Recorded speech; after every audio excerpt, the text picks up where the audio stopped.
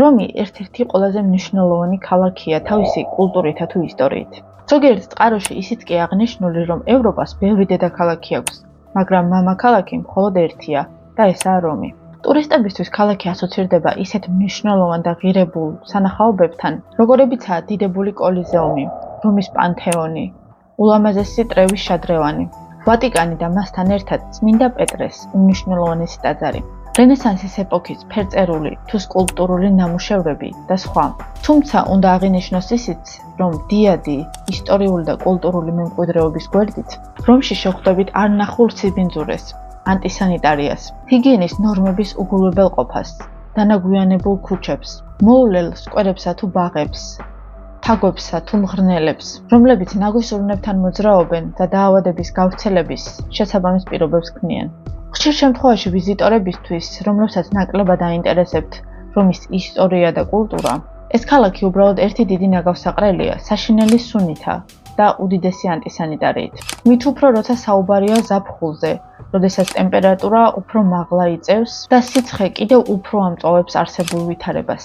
ამდენად ფაქტობრივად შეუძლებელია იმოგზაურო რომში და თვალში არ მოგხვდეს ფაქტი, რომ დიადი კულტურის და ისტორიის მქონე ქალაქი, რომელიც კოლიზეუმით, რომაული ფორუმით თუ ვატიკანის რელიგიურ-კულტურული მნიშვნელობით ფაქტობრივად აცოცხლებს ძველი რომის დიდებულებას, ნაგავსა და ანტისანიტარიაშია ჩაფლული. თავისთავად ცხადია, რომი არ არის გამონაკლისი და ერთადერთი ქალაქი, სადაც ეს პრობლემა დგას. ზოგადად უნდა აღინიშნოს, რომ ევროპის სამხრეთული ქვეყნების ბევრ ქალაქში ანალოგიურად დგას ნაგვის, სიბინძურის და ანტისანიტარიის პრობლემები. თუმცა ამ ვიდეოს ფარგლებში ვისაუბრებთ იმ საკითხთან დაკავშირებით, თუ რამდენად მაღალ ხარისხში ყავდათ აყვანილი ძველ რომაელებს ჰიგიენის პრაქტიკები, როგორ იცავდნენ ისინი ამ პრაქტიკებს და რამდენად დაწინაურებულები იყვნენ რომაელები სხვა ცივილიზაციებთან შედარებით. რომაულ ჰიგიენაზე პირველი რაც გაგვახსენდება, ესაა ეგრეთ წოდებული თერმები, რომლებიც საბანაო კომპლექსები იყო, თუმცა მნიშვნელოვანია, რომ ისინი არ წარმოადგენდნენ მხოლოდ და მხოლოდ ჰიგიენის დაცვის საშუალებას. არამედ ისინი ასევე სოციალური, კულტურული და ხანდახან პოლიტიკური სივრცეს იყო, სადაც ადამიანები იკრიბებოდნენ, განიხილავდნენ საკითხებს, კითხულობდნენ და ერთობოდნენ. თერმების კომპლექსი რამდენიმე მნიშვნელოვან ელემენტს აერთიანებდა და მოიცავდა საკუთარ თავში. ფრიგიდარიუმი, ცივი წყლის აბანოები, ტეპიდარიუმი, თბილი წყლის აბანოები, კალდარიუმი, ცხელი წყლის აბანოები, პალაესტრა, სპორტული აქტივობებისა და ვარჯიშის ადგილი, ბიბლიოთეკა, სადაც სტუმრებს შეეძლოთ კითხვა, სუდატორიუმი, ორთქლის ოთახი, რომელიც თანამედროვე საუნის ფუნქციას ასრულებდა. რომის ისტორიაში ყველაზე მნიშვნელოვანი და ცნობილი თერმებია კარაკალასა და დიოკლეტიანეს თერმები, რომლებიც მე-4 საუკუნეებში აიგო. თუმცა ნიშანდობლივია, რომ თავისთავად თერმების პირველი პროექტები ბევრად უფრო ადრე, ჯერ კიდევ ძველი წელთაღრიცხვით მე-2 საუკუნეებში ჩნდება. რომში პირველი თერმები შედარებით უფრო მცირე მასშტაბის, კერძო ან ნახევრად საჯარო სივრცეს წარმოადგენდა, რომლებსაც ბალნეები ეწოდებოდა. ამ ტიპის თერმების მცირე მასშტაბის გამო ისინი ნაკლებადაა დოკუმენტირებული, რის გამოც მათი ვიზუალური მასალები ფაქტობრივად არ გაგვაჩნია. მოგვიანებით უკვე ახალი წელთაღრიცხვით 25 წლიდან იწყება სახელმწიფო თერმების აგება, რომლებიც საჯარო დაწესებულებებს წარმოადგენდა. უაღრესად მნიშვნელოვანია 25 წელს აგებული აგრიპას თერმები, რომლებიც აშენდა იმპერატორ ავგუსტუსის მმართველობის პერიოდში, მისივე გენერლის მარკუს ვისპანიუს აგრიპას მიერ. აგრიპას თერმები რომის პანთეონის მახლობლად მდებარეობდა. მათი უმეტესი ნაწილი შუა საუკუნეებშია განადგურებული. თუმცა ზოგიერთი სტრუქტურული ელემენტი ჯერ კიდევ ჩანს პანთეონის მიმდებარე ტერიტორიაზე. მცირე ფრაგმენტები და კედლის ნარჩენებია შემორჩენილი, მაგრამ თავდაპირველი სიდიადე საერთოდ აღარ იგრძნობა. ასევე უაღრესად მნიშვნელოვანია 62 წელს აშენებული ნერონის თერმები, რომელიც იმპერატორმა ნერონმა ააშენებინა პიაცა დელა როტონდას მახლობლად. მოგვიანებით სხვა იმპერატორებმა კიდევ უფრო გააფართოვეს აღნიშნული კომპლექსი. მისი ნანგრევები დღემდე პიაცა დელა როტონდასა და კორონარიას ქუჩის მიმდებარედ არის შემორჩენილი. თერმების გარკვეული ნაწილი მიწის ქვეშ მოექცა და არქეოლოგიური გათხრების შედეგად იქნა აღმოჩენილი. გარდა ამისა, მნიშვნელოვანია 91 წელს აგებული ტიტუსის თერმები, რომლებიც კოლიზეუმის მახლობლად იმპერატორ ტიტუსის მიერ იქნა აშენებული. ესაა შედარებით მცირე ზომის, მაგრამ უაღრესად დახვეწილი და ელეგანტური კომპლექსი. ნანგრევების მცირე ფრაგმენტები დღემდე არსებობს ოპიუსის გორაკზე.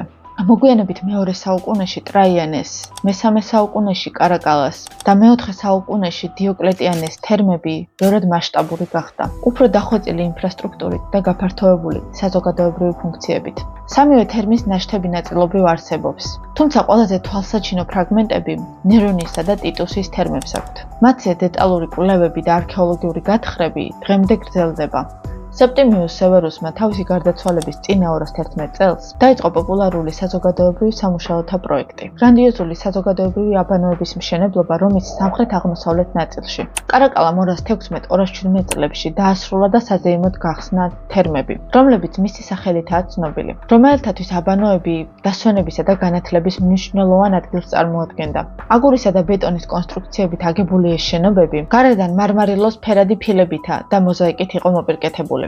ნანგრევებად ქცეული ეს დიდებული შენობები გვაოცებს თავისი სიდიადითა და მასშტაბით. მშენებლებმა სივრცე ჯვრული და ცილინდრული კამარებით გადახურეს, რომლებიც მაქსიმალურად დიდი სივრცეების მინიმალური საყრდენების გამოყენებით შექმნის საშუალებას იძლევა.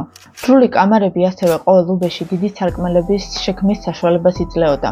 იმის გამო, რომ აბანოები ბუნებრივ განათებაზე იყო დამოკიდებული და მხოლოდ დღის სინათლის განმავლობაში შეიძლებოდა მათი მუშაობა, სარკმელს ძალზე დიდი დატვირთვა ენიჭებოდა. კარაკალას თერმებს მკაცრად სიმეტრიული დაგეგმარება აქვს. საბაზანოები მთავარი ნაგებობის ცენტრში იყო თავმოყრილი, რაც იატაკქვეშა წყლის გამათბობელი ღუმელების ეფექტურად გამოყენების საშუალებას იძლეოდა. რთული საინჟინრო სისტემა უზრუნველყოფდა მობანავეთა ცხელწლიანი აუზებიდან ცივ აუზებში კომფორტულ გადაადგილებას და ცურვას. სხვა მრავალი სათავსები, სავაჭრო დარბაზები, საპირფარეშოები და გასახდელები საბანაო ბლოკის ორივე მხარეს იყო მოთავსებული. თერმების შენობების ფართობი დაახლოებით 2 ჰექტარს მოიცავდა.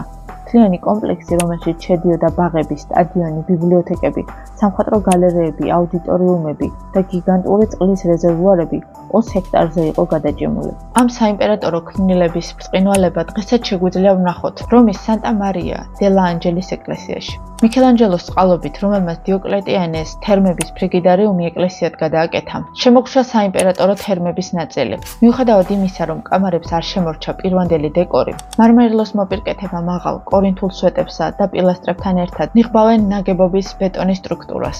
კარაკალას თერმებზე არანაკლებ მნიშვნელოვანია დიოკლეტიანეს თერმებიც.